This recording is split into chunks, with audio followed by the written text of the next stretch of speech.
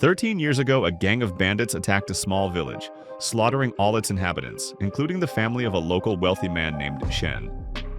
Rumor has it he left behind 24 pots of gold, silver, and jewels. In the present day, a crew of shady characters assembles to find them. However, the village isn't abandoned, and the treasure hunters face many dangers lying in wait. To make things worse, it seems like someone within the group is playing a double game.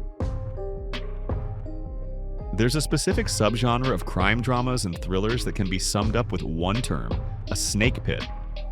These are stories centered around genuine anti-heroes, killers, psychopaths, con artists, and just all-around immoral people, who, while trying to reach some coveted goal, proceed to pick each other off one by one.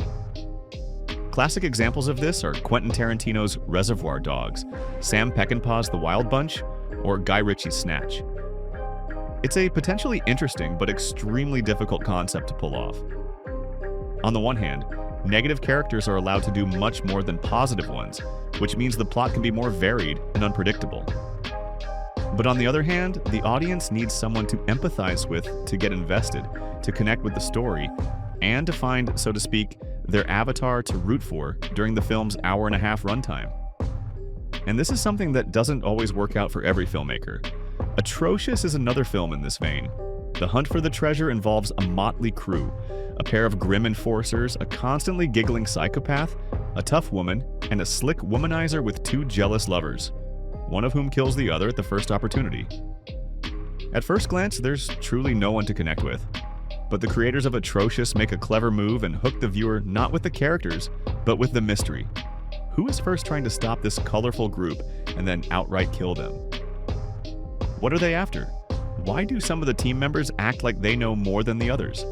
And how is all of this connected to the massacre that happened in this village 13 years ago? Atrocious clocks in at just over 70 minutes. And the plot moves at a brisk, tight pace. There's almost no filler. Revelations and answers are doled out in portions, so there's always a sense of something left unsaid, but the viewer never feels like they're being toyed with.